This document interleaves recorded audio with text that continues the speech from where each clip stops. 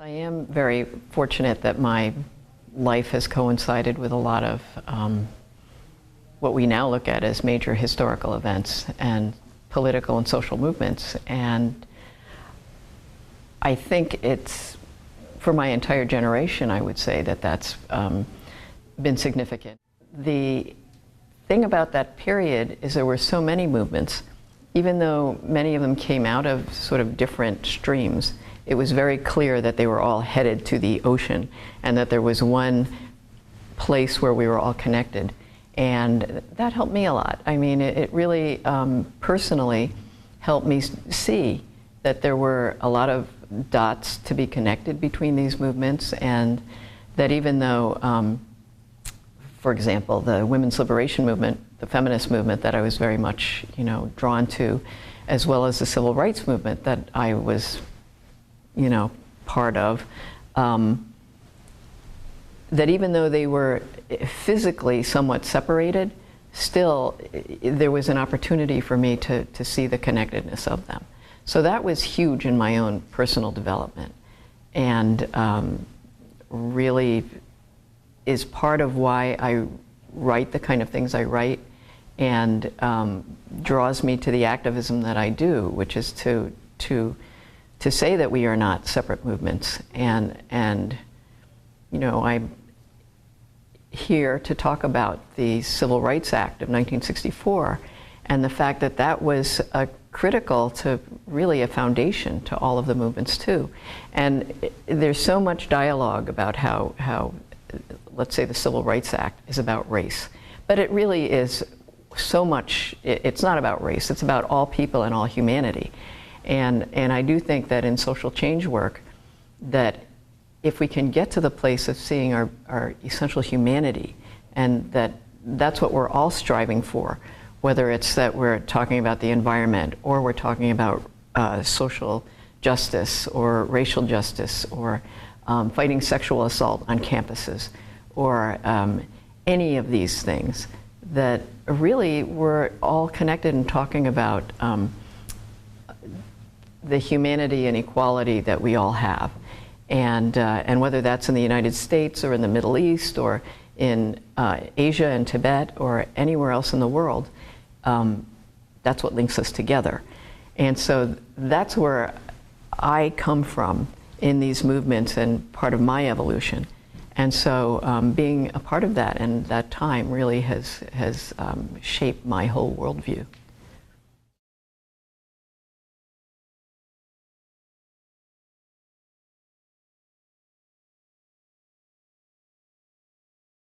So the Vincent Chin case happened in the early 80s. Vincent Chin was a young Chinese American who very tragically on his bachelor night party was killed in Detroit in 1982. And that was the depths of the Depression, that Great Depression. And I think in those days it actually was called a depression if you were anywhere near the Midwest. And now economists refer to it as the economic restructuring of America when the manufacturing sector disappeared.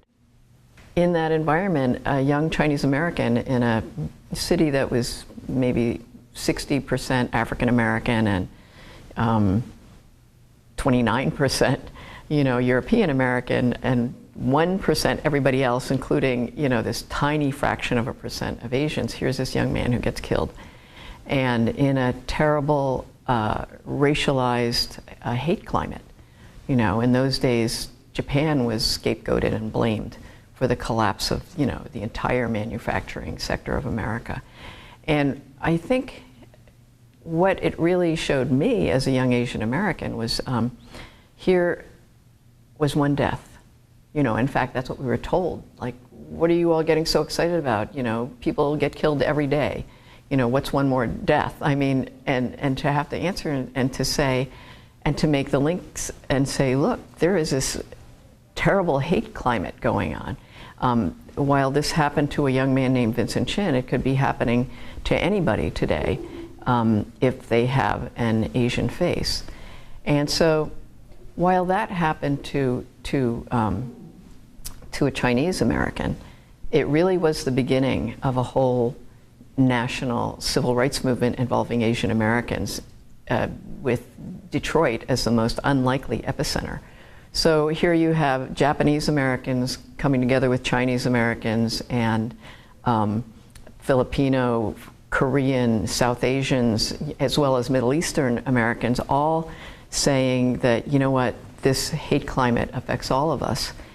And before then, there had never even been a movement of Asian Americans. So it was really the beginning of, for one thing, a terrible, a tragic event as the catalyst for pulling together people to stand up for something that they had never stood up for together, and to say that we have a stake in the civil rights discussion. And so there are many lessons for the Asian American community, but it's really, I think, a lesson for all those who get together and say something terrible has happened, or there's a potential danger in our community, or there's something we could make better in society, but how can we do that? We're only a few people. Well, in fact, every movement just starts with a few people. And from there, that's where the drive of human spirit comes in to make a change. And if you can find enough like-minded people who care about the same things, a movement, you know, a movement grows, but it starts with just a few. And that's the part that I think is a universal lesson for all of us. It was true for the Vincent Chin case and that movement, and it was true for the civil rights movement. It's been true for really every movement. And beyond that, it's also, I think there's an important lesson, even though, you know, the civil rights movement might be seen as initially a black and white issue, and the, you know, killing of Vincent Chin as an Asian American issue. Really, what comes out of these movements and what makes them universal is applying them to all people. In the Vincent Chin case, one of the big issues was, A, he was Asian American. Would he be covered under the Civil Rights Act? I mean, we actually had to debate that.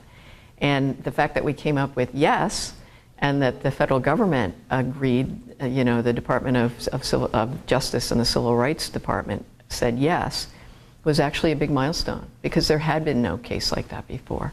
And that widened the door for people of other ethnicities and races as well, besides black and white, and as well as immigrants. You know, there was a question of, is he an immigrant? And he was a naturalized American. If he's an immigrant, would he be covered by the Civil Rights Act? And so all of these things had to be explored, discussed, analyzed, and then a decision was made. So every one of these things actually had applications to every other American too.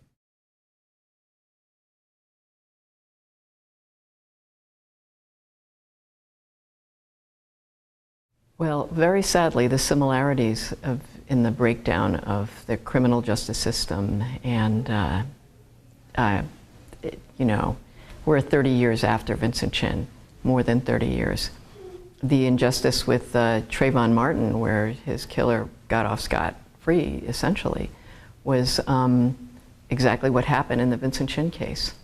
And you could actually take parallels between the failure of the police and their investigations, and what they asked and what they didn't ask, and how much time they let elapse. Those all happened with the Vincent Chin case, and of course, before Vincent Chin, we know that these kind of unequal justice events happen. And so there are, sadly, a lot of similarities. The whole area of hate crimes, and I put police brutality in the realm of hate crimes, even though in the justice system it might not be, because they're not perpetrated by ordinary citizens. They're events by officers of the government. But still, we know too much that the mistreatment and the scapegoating of certain people because of their color or their race or whatever image exists, you know, in the public mind, including the minds of our police officers, lead to these kind of hate crimes. You know, for Michael Brown, for Oscar Grant, for Trayvon Martin, for Vincent Chin. And on one level or another, it's about the unequal application of the laws that we have. So on the books, everybody is equal on the books. We're to be treated equally. And then there's the gap between the application of the law and what really it's supposed to be. So it really shows what a distance we have to go. It also is a sign that, you know, that any injustice, especially by our police or our government, is really an issue for all people. So it's not that Oscar Grant or Trayvon Martin and Michael Brown, that these only affect black people, and Vincent Chin should only affect or involve yellow or Asian people, or the people assumed to be Muslim or South Asian or Middle Eastern only affect those people. In fact, it's really all of us.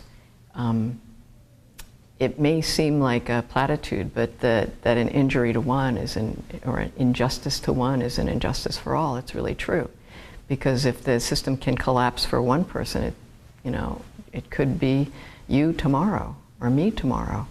And so yes, there is I think, a direct link.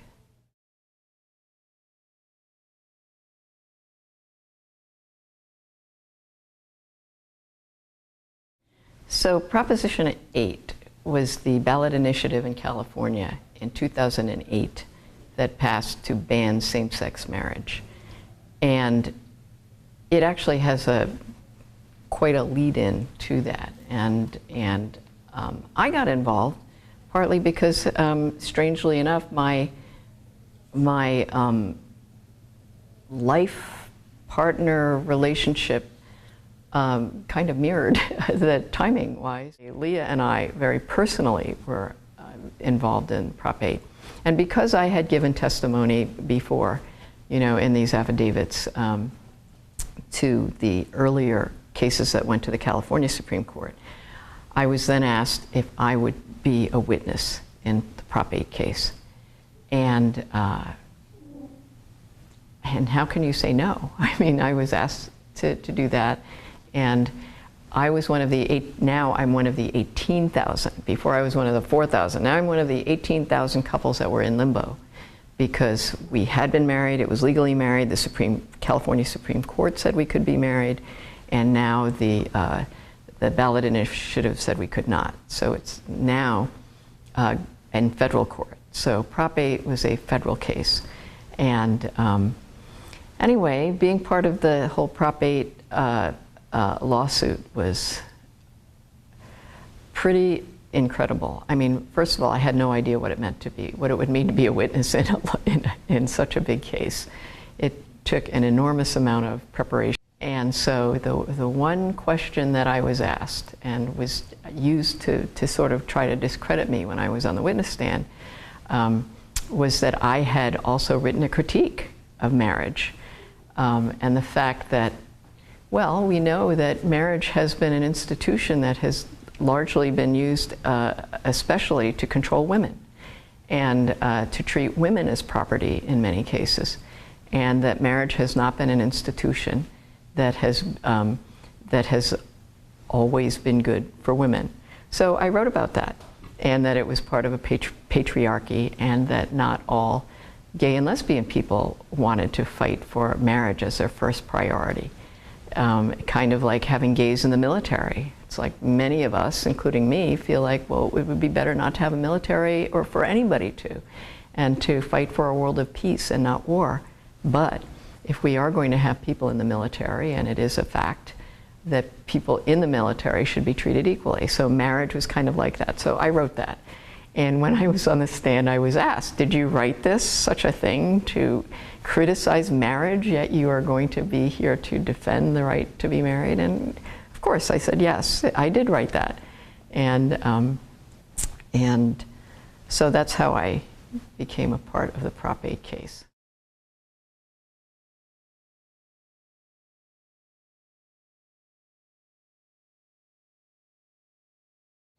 Well, especially today, with 50 years after the Civil Rights Act of 1964 and looking at how that should be remembered.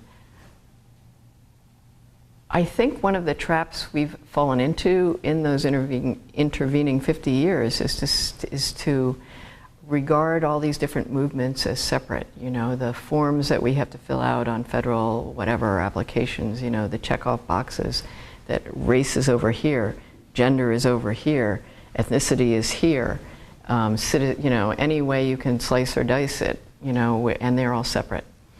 And federal money is distributed that way, different programs, academic programming, it's your this department or that.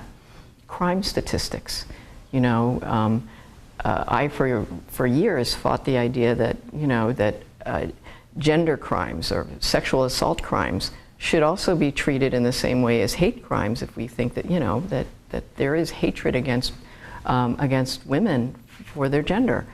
But uniform crime statistics keeps them very differently, and there are different programs. So in every way we can think of in society, we're kept separate. And there is a part of me that feels like this is all very deliberate too. Because if you can keep people separate and keep us thinking that, well, that's happening to another group, but this is me, so I don't need to get involved in that for whatever reason, then, you know, we are all much more easily manipulated, conquered when we're divided. And so things can happen that are in none of our interests if we can't come together. And so, so I think one of the things about civil rights is that at the time that the civil rights movement was happening and at the time that the Civil Rights Act was passed, actually people were very united, and it was an effort that crossed all boundaries of walks of life for people to stand up for the idea that all races should be treated equally. Now, yes, there was a very specific history in America that subjugated African American people. But the movement itself and the idea was that all people should be treated equally on the basis of race and sex. So, so the idea was that we were all, you know, we are all persons under the law, all to be treated equally. And since then, I think there's been a lot of harm done in terms of divisions being separated, and the one effort I think, you know, that we should all strive for is to try to find our common history, our common links, our voices and interests that come together. Well beyond interests, I mean interest in the human interest point of view, not in a sort of, you know, the property interest or whatever. And that's what makes a movement truly a movement, is people coming together. And we have all that history. There's no reason for us not to be able to do that, especially today when everything is online and we have access to all this technology and social media that can bring us all together. That's what it should be used for, and to fight the forces that divide us.